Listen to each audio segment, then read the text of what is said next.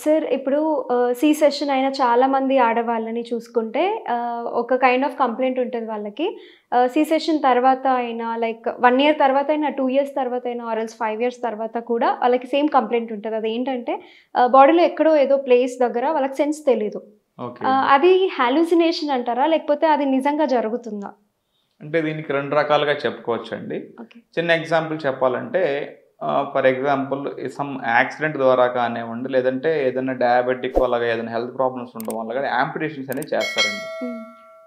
Amputation చేసిన తర్వాత వాళ్ళు నిద్రలో ఉన్నప్పుడు లేదా కొంచెము కాన్షియస్‌లో ఉన్నప్పుడు ఏమనిపిస్తదంటే వాళ్ళకి ఏదైతే యాంపుటేషన్ చేసే లెగ్ తీసేసారో లేదా ఫర్ ఎగ్జాంపుల్ మోకాలు కింద వరకు తీసేసారండి. హ్మ్. వాళ్ళకేంటంటే ఎక్కడైతే తీసేసారో ఆ కాలికి ఆ లాస్ట్ చిటికెన వేలు దగ్గర దురద పుడుతుంది, లేదంటే ఏదో కొడుతుంది చూడు అన్న ఫీలింగ్ వస్తది. ఆ! సో, ఇది న్యూరలాజికల్‌గా వచ్చే ప్రాబ్లమే. ఓకే. అంటే ఓవరాల్‌గా బాడీ మొత్తం సర్క్యులేషన్ ఎళ్తూ అన్న ఫీల్‌లో అది లేకపోయినా కూడా ఉందన్న ఫీల్ వస్తదనమాట.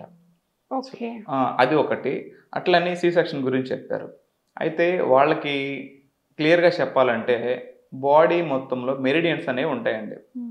అట్లనే నర్వస్ సిస్టమ్ గూడా ఉంటుంది. ఈ మెరిడియన్స్ తాలూకా ఎట్లా ఉంటుందంటే ఈ సెంటర్‌ని కోర్ మెరిడియన్ అంటారనమాట. ఓకే. అట్లనే ఈ స్పైన్ తాలూకా కూడా డియూ మెరిడియన్స్ అని ఉంటాయన్నమాట. ఆ మెరిడియన్స్‌లో ఆర్గాన్ యొక్క కనెక్షన్ ఎలా ఉంటుందంటే ఈ హెయిర్ దగ్గర నుంచి ఈ క్రేనియల్ నర్వ్స్ అని ఉంటాయన్నమాట బ్రెయిన్ నుంచి ఈ ఏరియాలో. క్రేనియల్ నర్వ్స్ ఏంటంటే బాడీలోకి ఇంటర్నల్ ఆర్గాన్‌కి కనెక్షన్ ఉంటుంది. అలాగే ఎలా అంటే మనకి స్పైన్ ఉంటుంది గదండీ! సర్వైకల్, థొరాసిక్, లంబార్, సాక్రము, కోకాక్స్ ఇలాగా ఈ స్పైన్ తాలూకా ఉన్న నర్వ్స్‌కి కనెక్షన్ ఏంటంటే క్రేనియల్ నర్వ్స్. హ్మ్. ఇంటర్నల్ ఆర్గాన్స్ కూడా కనెక్షన్ ఉంటుంది. డైరెక్ట్‌గా ఎళ్ళిపోయి అక్కడ కనెక్షన్ ఉంటుంది. అక్కడి నుంచి సర్క్యులేషన్ కిందకెళ్ళి మళ్ళా పైకి రావాలి కాబట్టి అట్లనే బాడీలో ఇంటర్నల్ ఆర్గాన్స్ నుంచి కాళ్ళకి, చేతులకు సర్క్యులేషన్ తాలూకా ఎనర్జీ అనేది వస్తుంది. దానికి రిప్రజెంట్‌గా మనం చూసుకున్నట్లయితే ఈ సి సెక్షన్ ఏదైతే చేస్తారో ఇలా క్రాస్‌గా చేస్తారు గదండీ! దాని నుంచి ఏంటంటే తర్వాత ఆ సీజర్స్ చేసిన తర్వాత స్కిన్ అనేది మళ్ళా అటాచ్ చేస్తారు. ఏదైతే ఆ మెరిడియన్ ఉందో అది బ్రేక్ అవుతుంది. బ్రేక్ అయింది మళ్ళా సర్క్యులేషన్ పెంచుకొని ఆ పాత్‌వే అంతా మళ్ళా ఓపెన్ అవ్వాలంటే సమ్ డిస్టర్బెన్స్ అనేది వస్తుంది.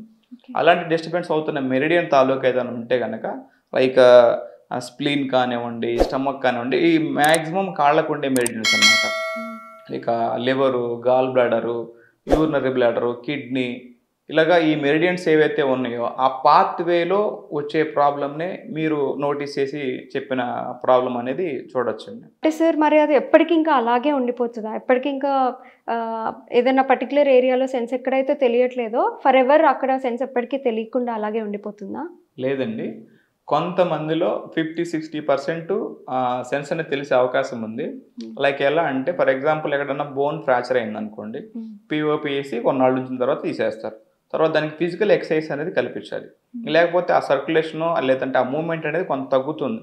ఇది ఎంతవరకైతే మనం ప్రాక్టికల్‌గా చూస్తున్నామో హ్మ్. అట్లని సి సెక్షన్ జరిగిన తర్వాత ఆఫ్టర్ డెలివరీ తర్వాత కూడా హ్మ్. ఏంటంటే కొన్ని కోర్ స్ట్రెంథెనింగ్ అంటే కోర్ మజిల్ అంటారన్నమాట ఈ ఏరియాని. హ్మ్. ఆ మజిల్ స్ట్రెంథెనింగ్ ఎక్సర్సైజ్ చేసుకున్నట్లయితే గనక మళ్ళా అది యాక్టివేట్ అవుతుంది, స్ట్రెంత్ అవుతుంది. అట్లానే ఈ కాళ్ళకి సంబంధించి సర్క్యులేషన్ పాయింట్ ఆఫ్ వ్యూలో మినిమమ్ వాకింగ్ కానివ్వండి, యోగాసనాలు కానివ్వండి, హ్మ్. లేక ఈ క్వాడ్రిసెప్స్, హామ్‌స్ట్రింగ్ మజిల్స్ ఈ మజిల్స్ స్ట్రెంథెన్ అయ్యే ఎక్సర్సైజ్ చేసుకున్నట్లయితే గనక ఈ మళ్ళా మెరిడియన్స్ మళ్ళా కనెక్ట్ అయ్యి హ్మ్. ఇదివరకు ఉన్నంత సివియర్‌గా కాకుండా కొంతవరకు రెక్టిఫై అయ్యే అవకాశం ఉందండి. సార్ అలాగే మనం ఎలాగో సి సెషన్ అయిన లేడీస్ గురించి మాట్లాడాం కాబట్టి జనరల్‌గా సి సెషన్ అంటే చాలా పెద్ద ఆపరేషన్ అని అంటారు. అది అందరికీ తెలిసిందే. అయితే కామన్ ప్రాబ్లమ్ ఏంటి ఇందులో అంటే after delivery I mean after C section వాళ్ళకి బ్యాక్ పెయిన్ వస్తుంది. చాలా లైక్ ఫరెవర్ ఉంటుంది అంటారు. కొంతమందికి మేబీ తగ్గిపోవచ్చేమో. అండ్ ఫ్రంట్‌లో కూడా లోవర్ అబ్డోమెన్ ఫ్యాట్ అనేది బాగా పెరిగిపోతూ ఉంటుంది. అయితే ఇలాంటి వాళ్ళకి లైక్ లాంగ్ రన్‌లో పనికొచ్చే రెమెడీస్ ఏమైనా ఉన్నాయా? ఉన్నాయండి. అట్లాగే మనము మొదట సి సెక్షన్ దగ్గర ఏం మాట్లాడుకున్నాం అంటే కోర్ మజిల్ అనుకున్నాం. ఆ మజిల్ స్ట్రెంథెన్ అయ్యేదానికి ఎక్సర్‌సైజెస్ ఉంటాయి. అట్లనే డైట్ ఉంటుందండి. హ్మ్. సో, మీకు ఎగ్జాంపుల్ చెప్పాలంటే డెలివరీకి ముందు ఆ ప్రెగ్నెంట్‌గా ఉన్న లేడీకి కొంచెం ఎక్కువగా కనిపిస్తుంది అబ్డామిన్ ఈ ఏరియా అంతా కూడా. ఆఫ్టర్ డెలివరీ తర్వాత అదంతా లోపలికెళ్తుందండి. లోపలికి ఎలా ఎళ్తుంది అంటే సఫిషియంట్ డైట్.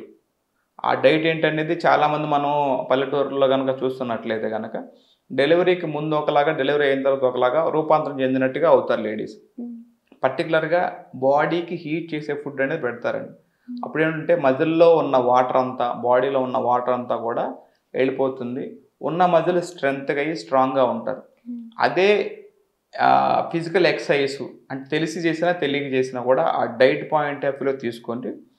వీళ్ళు ఎవరైతే స్పైన్ తాలూకా ప్రాబ్లం వస్తుందో ఆఫ్టర్ సి సెక్షన్ తర్వాత, అలాంటి వాళ్ళు కూడా ఈ కోర్ మజిల్స్ తాలూకా ఎక్సర్సైజ్తో పాటు ఈ డియూమెరిడన్స్ చెప్పాను బ్యాక్ సైడ్ స్పైన్కి బయలాటరల్గా ఉండే మజిల్ ఏదైతే ఉందో ఆ మజిల్కి సంబంధించిన ఎక్సర్సైజెస్, ఈ సర్క్యులేషన్ పాయింట్ ఆఫ్ వ్యూలో ఎటువంటి ఎక్సర్సైజ్ చేస్తే ఫాస్ట్గా రికవరీ అవుతారు. స్పైన్ తాలూకా ప్రాబ్లమ్స్ లైక్ డిస్క్ ప్రాబ్లం కానివ్వండి, డిస్క్ బల్జ్ కానివ్వండి, డిస్క్ ప్రొలాప్స్ కానివ్వండి, ఇలాంటి మెడికల్ టర్మ్స్ నేమ్స్ ఎన్ని ఉన్నప్పటికీ కూడా మనం పర్టికులర్గా చూడాల్సింది ఏంటంటే బోన్ ప్రాబ్లం ఉందా, మజిల్ ప్రాబ్లం ఉందా అనేది చూసుకున్నట్లేదు కనుక, లేదా నర్వ్ తాలూకా ఎక్కడ ప్రాబ్లం ఉందో దాన్ని రెక్టిఫై చేసి ఫిజియోథెరపీ వల్ల కానివ్వండి, లేదంటే యోగా వల్ల కానివ్వండి, లేదంటే ఆక్యుపెంచర్ వల్ల కానివ్వండి, డైట్ ద్వారా కానివ్వండి, లేదా ఆడియాలసిస్ ఒక ఎలక్ట్రోహోమిక్ డైట్ ద్వారా కానివ్వండి, దీన్ని ప్రాబ్లం ఏదైనప్పటికీ కూడా పర్టికులర్గా మనం నోటీస్ చేయగలిగితే పర్మనెంట్ క్యూర్ అనేది చేసుకోవచ్చు అండి. పర్టికులర్గా క్యూర్ అనేది చేసుకోవచ్చు any spinal issue. Sir, delivery అనేది చూసుకోకుండా ఇంకే కారణాల వల్ల నడుము నొప్పి వచ్చే ఛాన్సెస్ ఉన్నాయంటారు. అండ్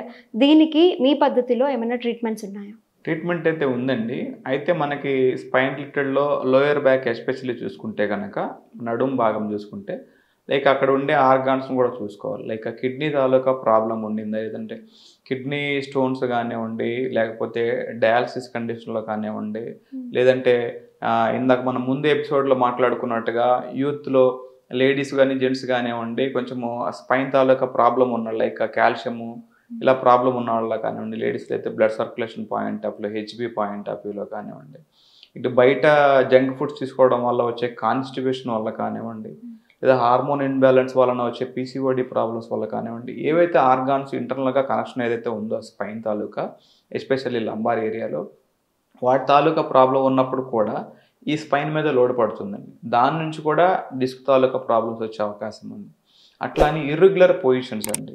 కొన్ని పొజిషన్స్ లైక్ ఇంట్లో వర్క్ చేసుకునే లేడీసే తీసుకోండి, ఏదైనా వస్తువు కింద పడిందని చెప్పి సడన్గా ముందుకు లేచేటప్పుడు నడుము పట్టుకుపోవడం కానివ్వండి, ఏదైనా స్పైన్ ఇష్యూ కానీ రావడం కానీ జరుగుతుంది.